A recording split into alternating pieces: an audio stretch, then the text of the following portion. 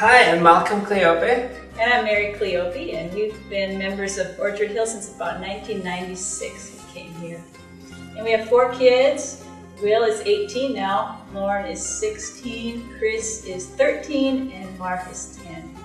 And for a lot of people, we are missionaries of Orchard Hill to the Philippines. We've been in the Philippines since 2001, and we left Iowa shortly after 9/11. God called us. It's a chain of events that lead us to becoming a missionary.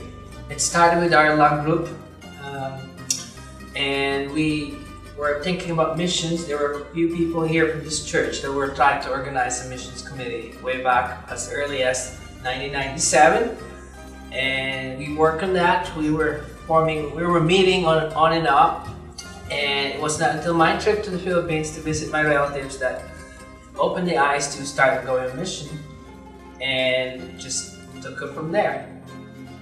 But I think I could add to that. Malcolm is a pilot, and you were always thinking about how God could use being a pilot and anything else that you could do to serve Him. And then we were thinking, where is He going to send us? And it worked together that they needed somebody in the Philippines that was a pilot and an accountant, which that's what Malcolm is.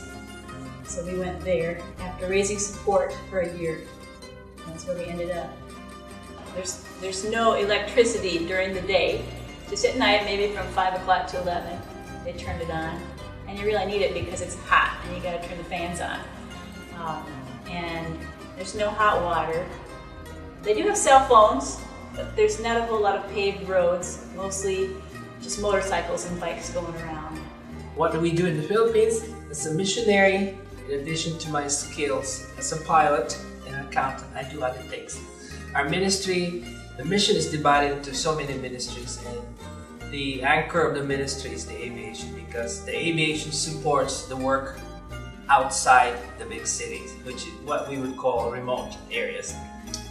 We have, for ministries, we have the aviation, we have the orphanage, we have the medical, eye, dental, then we have our churches, we have some dormitories, and learning centers for our ministries. Our ministry, the core of our ministry is located outside Metro Manila. And the distance to get to those places is, let me just put it this way, it's taking a boat ride from Waterloo, Cedar Falls to Iowa City in an open ocean. I mean, it's roughly 100 miles away, and it's sitting in the middle of the Pacific Ocean. And to get there, the only way to get there, 2 ways, by plane or by boat.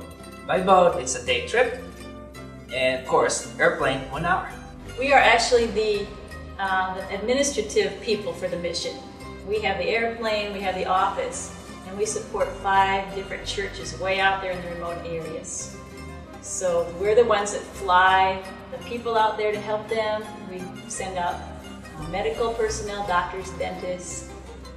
Sometimes we send out training teams to help the pastors, encourage the pastors. And they need encouragement. They're out in these remote places with not a whole lot of outside influence.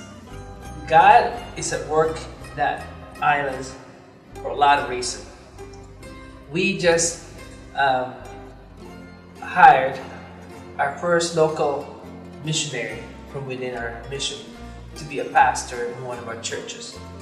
I'll tell him about that. Yeah, one of our pastors actually mentored one of his church members, discipled him, and now the church member has moved on to be a missionary on another island, to be the pastor. So it's like they are multiplying now within their church.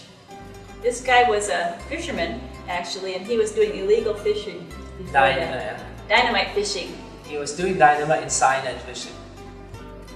He became a Christian believer and dropped that, and now he's fishing for men on the other island.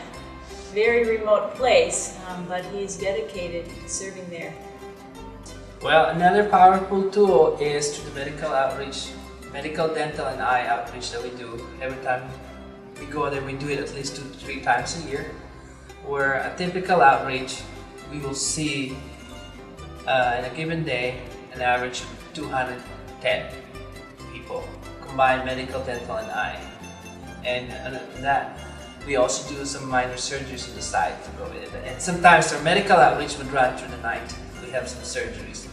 And Orchard Hill, the last 3 years, has supported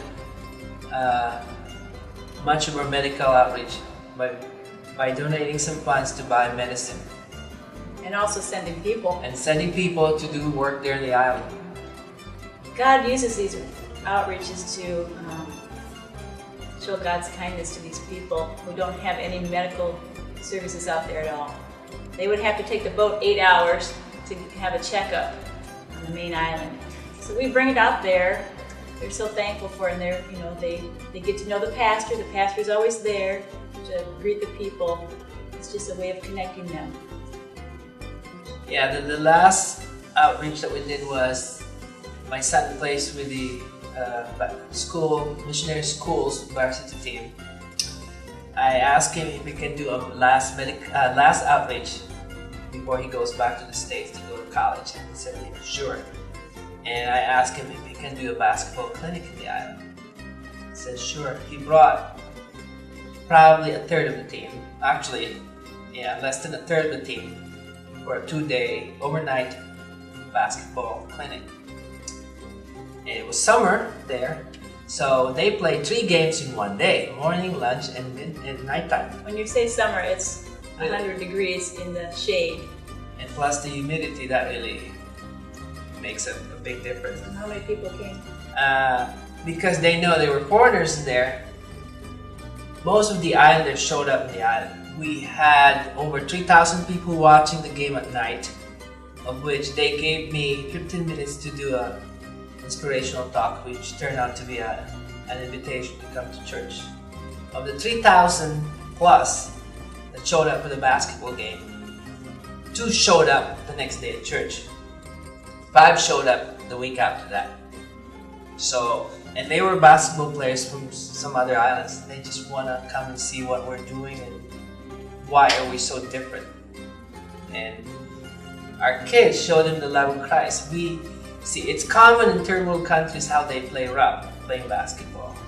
They were so impressed that our kids, Christians, don't do those things. They were so happy just to be around those kids. And that, to me, was a mark for Christ. It's always encouraging for us to have short-term people come and share their gifts, talents, because it gives us a boost. It helps encourage the people out there, and we got a lot of talent in Orchard Hill. We've already seen that. Short-termers are needed, and how about long-termers? Yes. Yes, for long-terms. Could probably be an administrative position, and right now for mid to long-term need a bookkeeper, accountant. I would need that. We would really need that.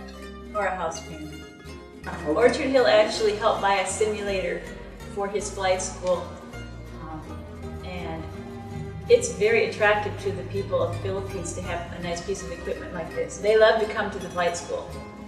Actually, we're the first one to have that kind of equipment in the Philippines. And that's thanks to Orchard Hill. And it puts the mission in the front line. Our opportunity to share the gospel. But it also actually raises funds so that we'll have funds to spend on ministry flights. It's expensive to fly planes, but God provided this flight school to provide funds to share with the people out there that need medical and all sorts of services. I would want to say to Orchard Hill Church, if God is talking to you about it, if there's a little spark in your heart for missions, maybe go out and try it. Generally, if people come to the Philippines, they want to come back. Or some of them just stay. Any place in this world, try it out. Maybe you have some short-term opportunities here. Maybe it'll be for you. I think when Christ was asked how do laws of the prophet, he summarizes that whole thing into 2 sentences: love God, and love your neighbor. So if you do that, if you love God, God will show you whether your mission is Orchard Hill here in Cedar Falls or somewhere overseas, whether it's the Philippines or Africa or any other countries.